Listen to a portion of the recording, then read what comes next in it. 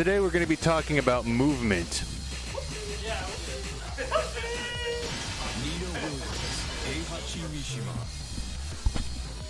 Alright. So movement in Tekken is really important. It's really like one of the main skills you're going to have to be working on. Because just generally, like the player with the better movement will generally win. But anyway, so what movement is used for? We've got we use it to make the opponent to whiff. So if you can like move out of the way of their move and make them whiff, you can punish them for it. You can use movement to get better stage positioning, so like avoiding getting your back to the wall or getting your opponent's back to the wall.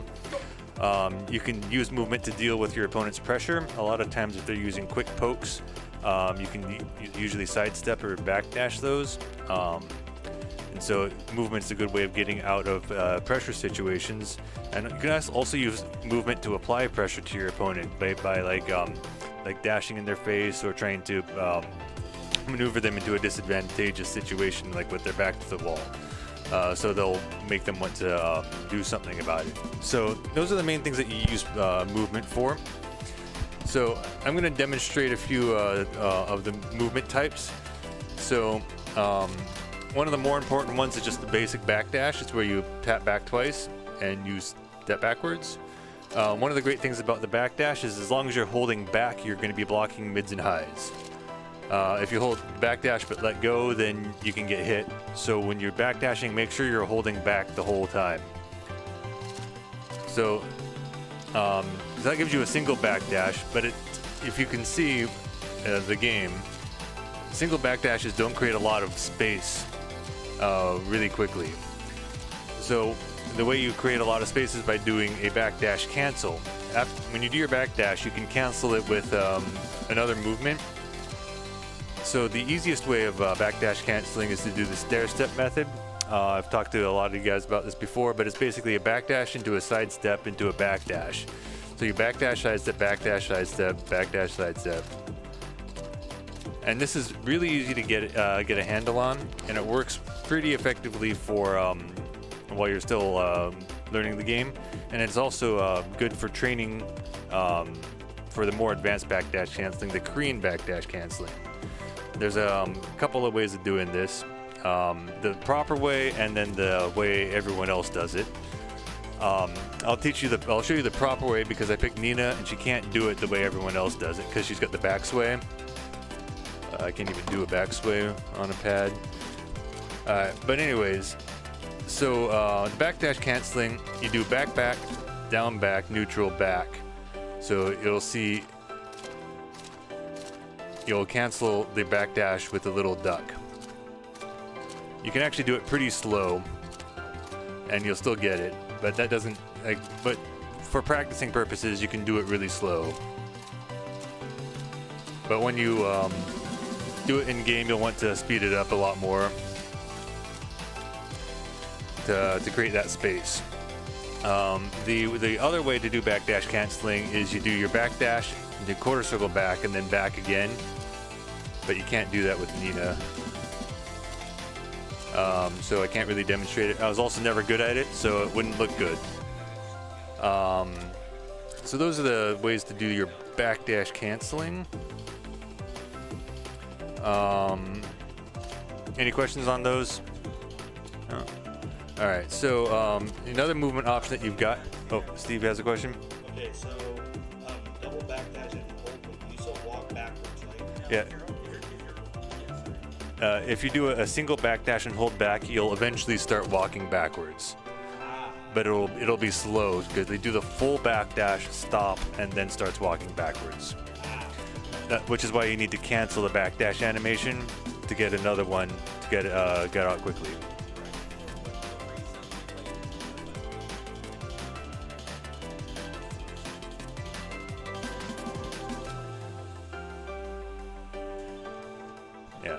Yeah, the down back in the back down back counts as the first back for the second backdash. A lot of people don't understand that until you have to explain. Yeah, but I'm trying to get through these quickly. So so after the backdash canceling, we've got sidestep. To sidestep, you tap either up or down. up goes into the background, down goes into the foreground. And if you're on the left side, up is to the left, down is to the right. If you're on the right side, up is to the right and down is to the left. So you got to keep that in mind if you're trying to step an opponent the right direction. If you're trying to step right, it is down on the left-hand side and up on the right-hand side. Sidestepping takes approximately 5 frames to initiate, so it's not instantaneous. So you are vulnerable for a brief period of time there. So another useful tool, because if you see the sidestep, she takes a big step and then gets back up. During that entire animation, you are not blocking. You can cancel the sidestep with a back and to block, and that's a really good way of dealing with opponent's pressure. If you're trying to get out of it, is you do a quick sidestep and hold back to block whatever they have coming. You'll tend to block bigger moves, but you'll get around smaller moves. So that's the sidestep. You also have the sidewalk. In order to do the sidewalk, you tap either up or down twice. So to sidewalk up, you tap up once and then again, and you can hold it and you'll just walk around. And same thing for sidestepping down. Tap it down twice and you'll walk around. You know, I should probably put the command history on so you guys can see it. So you can see the 2 downs to walk down, 2 ups to walk up. And same with sidestepping, it's if you're on the left-hand side, up is to the left, down is to the right. If you're on the right-hand side, up is to the right, down is to the left. So another movement option you've got is just a straight back walk. It's where you just hold back. You walk back slowly. It's not terribly useful for creating a lot of space, but if you're not sure when your opponent is attacking, it can be useful because you're just blocking and walking back. Because if you take your hand, off back, then you might get hit. All right. So, so you don't use back walk a whole lot, except in situations where you're not sure what's going on. You just need to block something. You've got forward dashing. It's like back dashing but forward.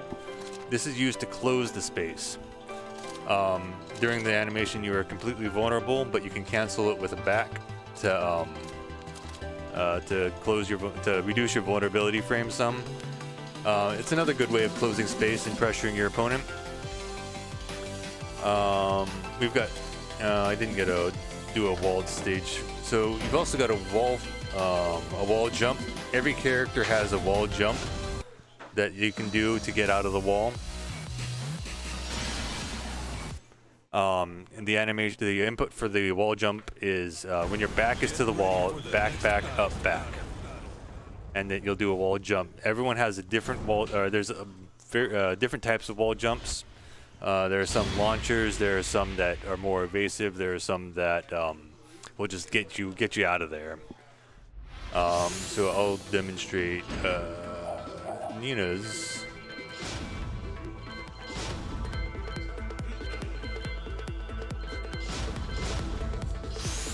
So my back's to the wall, back, up, back.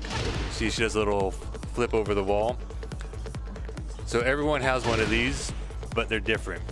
Right, so they're not all like that, but it's an option that you have when your back is to the wall. How safe is it? Depends on the character. Nina's is safe. I don't know exactly what the frames are on it because I never looked it up.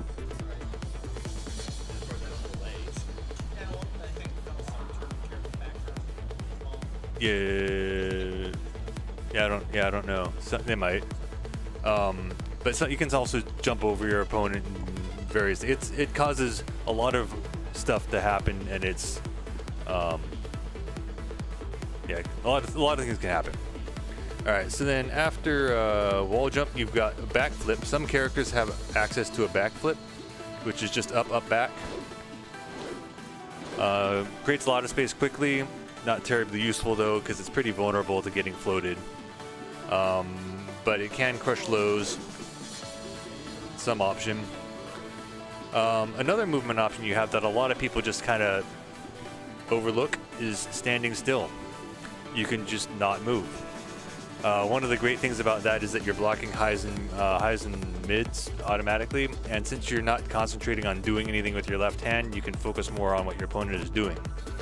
Oftentimes you use this standing still to let your opponent know, come at me, or it's your turn. You have to make the move. There are some other character-specific movement types. Like the Mishimas can do a wave dash where they do a crouch dash rapidly, one after the other. I'm not going to demonstrate that. We've got snake dashing, which is like Fang's got this one where you cancel your quarter circle forward into a sidestep. Nina can't do it. Nina's got the Hayashida movement type, which is back sway into a sidestep. I can't do it very easily on pad. One of the reasons why I play a stick.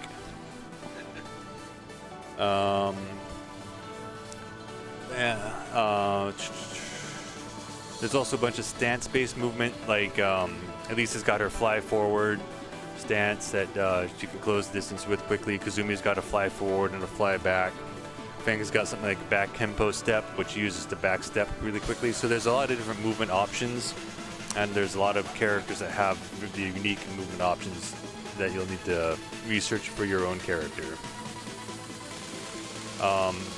And then you also have, it's not exactly movement per se, but you have evasive moves, which can be used in place of movement. So like Nina's got like back one, which sidesteps her to the left. So some characters might have that. I don't recommend using those evasive moves, except in situations where normal movement wouldn't work. Because movement's a lot safer. Right, so now we're going to talk about how and when to apply movement. Actually, I guess any questions before I move on to the next topic? Can everyone still hear me just fine? Yes, sir. All right, excellent. So how and when to apply movement? So you'll be using at close range. Sidestepping and sidewalking is really effective because most people will be using pokes, because using bigger moves will get you counter hit or sidestepped and sidewalked.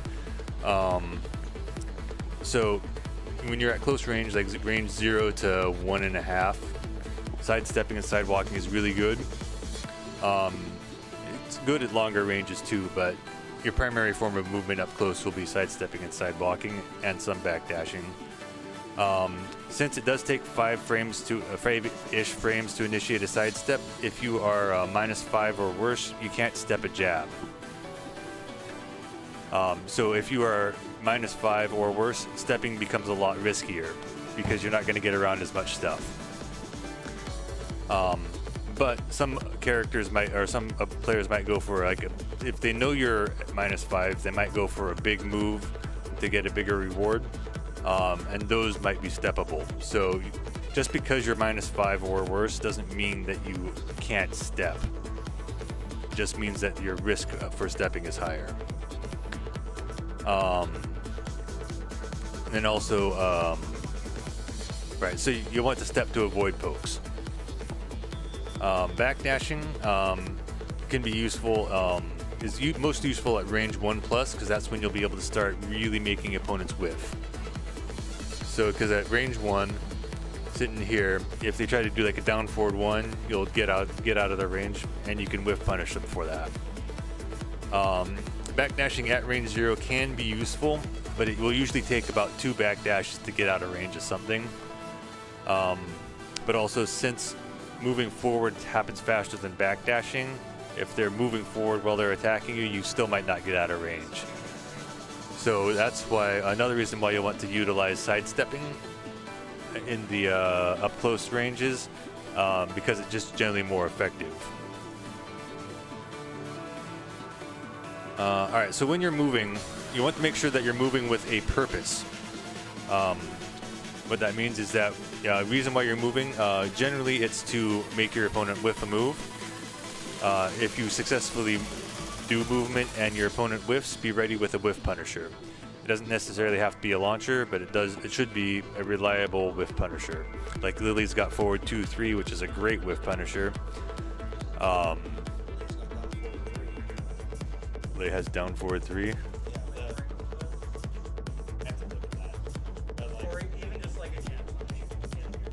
Yeah, just have a punish ready when you're moving, because if you're moving and they're whiffing and you're not doing anything about it, then you're giving up free damage. So also another reason why you might want to be moving is to get your back away from the wall, because having your back to the wall is scary. No one wants that.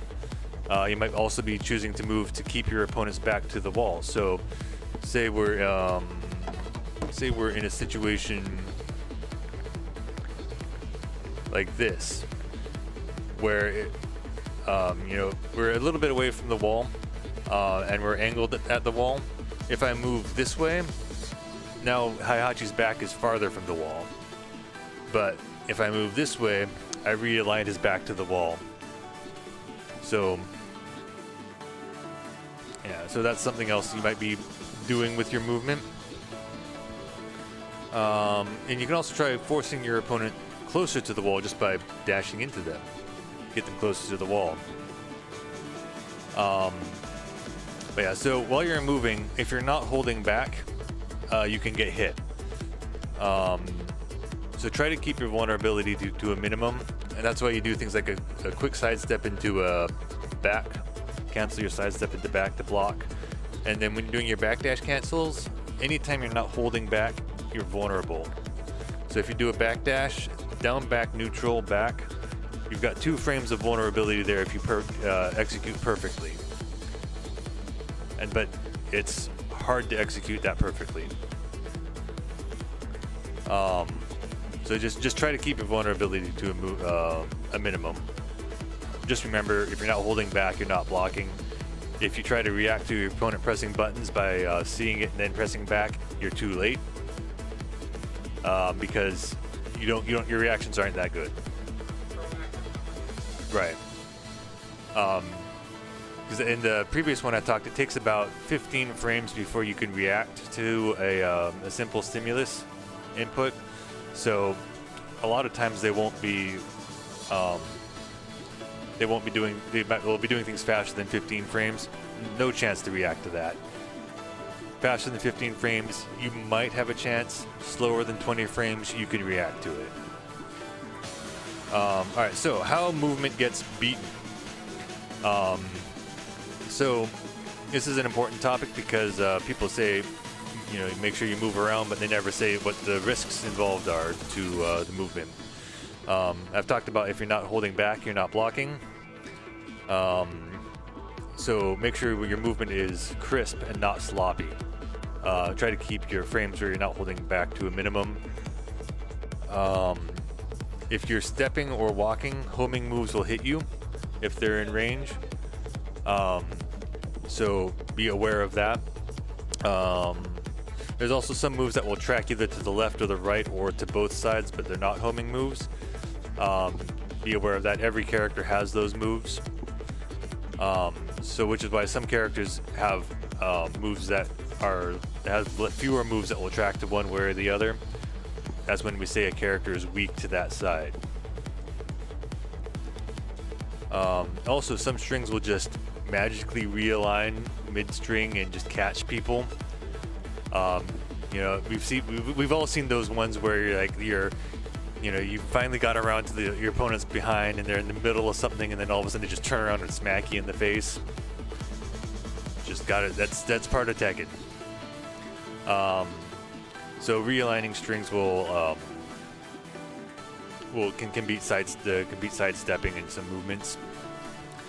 Let's see here. I got about 10 more minutes here.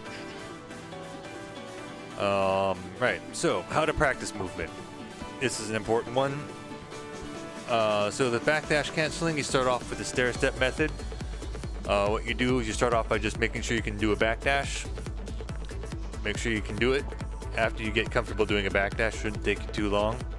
Do a backdash and do a sidestep. Backdash, sidestep. And just get used to doing this. Do it nice and slow and get used to doing it. You can go either up or down in your stair step cancel, but normally we go down because it's easier. And then after you get used to doing a backdash sidestep, do another backdash afterwards. Backdash, sidestep, backdash. Backdash, sidestep, backdash. And just keep repeating that until you get comfortable. And then you can start adding more backdash, sidestep, backdash, sidesteps to it. But as you're doing it, try to get crisper with your inputs. Try to keep your sidestep to your backdash as small as possible. Because the crispest it will look something like this. You barely move to the side at all. But yeah, so that's how you practice the stair step. For the Korean backdash, if you're starting to work on that, you start off with the same, except you do backdash. I'm assuming you can already do backdash, but when you're holding back, slide the down back to get the crouch, release, and then back. You can see how slowly I'm doing this. This is to you start doing it this slowly to get the muscle memory of what it feels like to do this.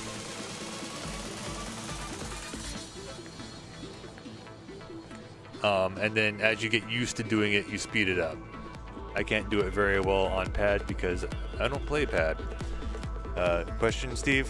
So it's like someone's where you just slide your fingers to like one button to the other.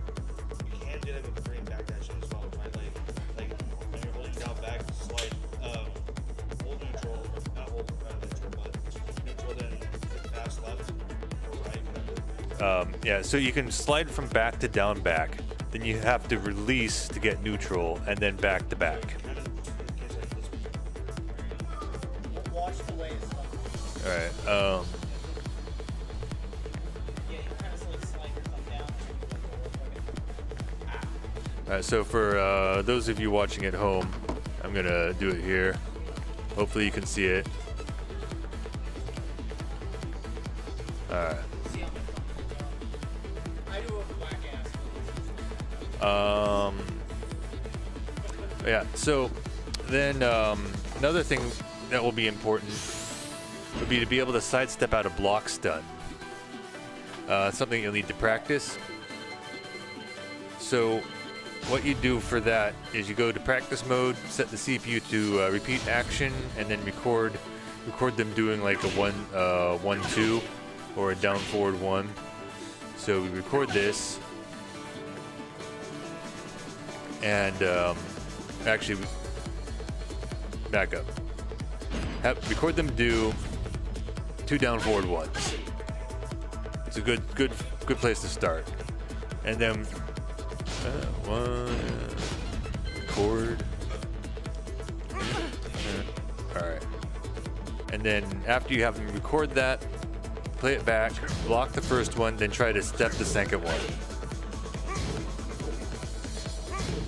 The Heihachi's down forward 1 tracks a bit to his left, so I can't step that.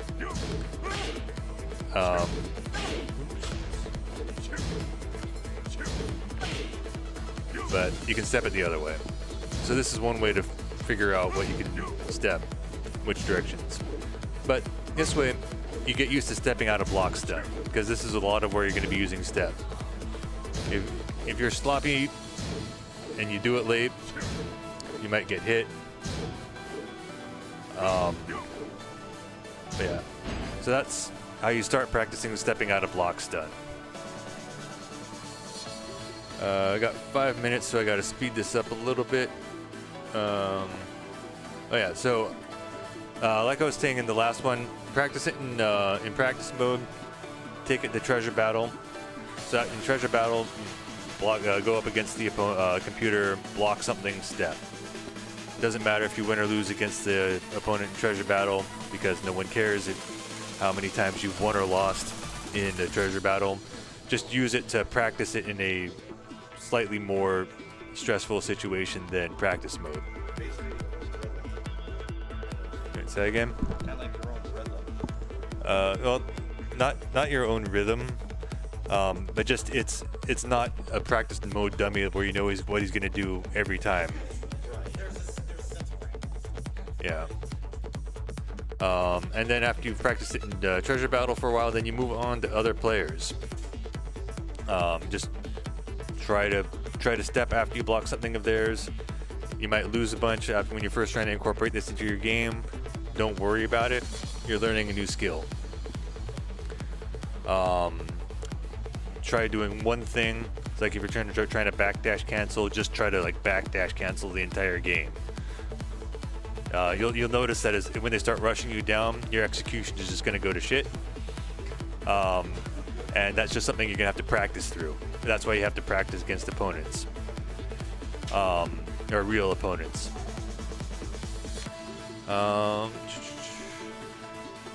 then once you start getting the hang of the movement skill you're working on, whether it's backdash canceling, sidestepping, sidewalking, after you get used to just doing it in a match, then start reincorporating it back into your regular gameplay. Find out where it fits in with the rest of what you were doing. And then once you have that done, you move on to the next skill.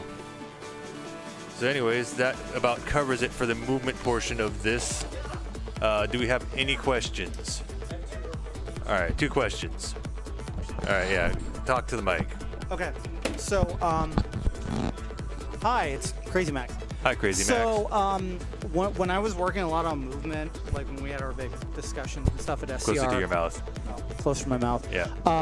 One of the things I noticed I was doing was that I was focusing, when I was practicing backdashing, on my character and not the opponent's character. And I noticed I was focusing in actual matches so much on my character that I wasn't seeing the character run up and hit me while I was backdashing. So the thing that I tried to do was try to learn the backdash motion after I get it down, like watching, just like focusing on the opponent character, so you can get used to the memory of being able to do it while focusing on what your opponent is doing. I was wondering what you thought about that, if you thought that was logical, or do you think I did it wrong? Yeah, that's actually really good advice, because you should always know what your character is doing. You should never have to look at your character.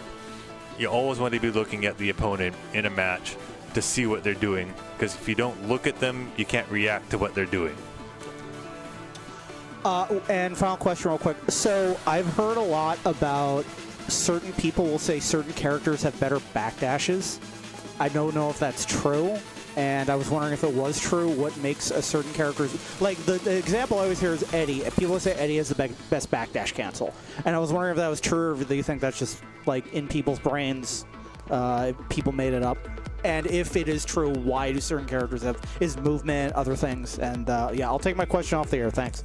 All right. Actually, I do not have definitive proof on whether or not certain characters have better backdashes than other ones.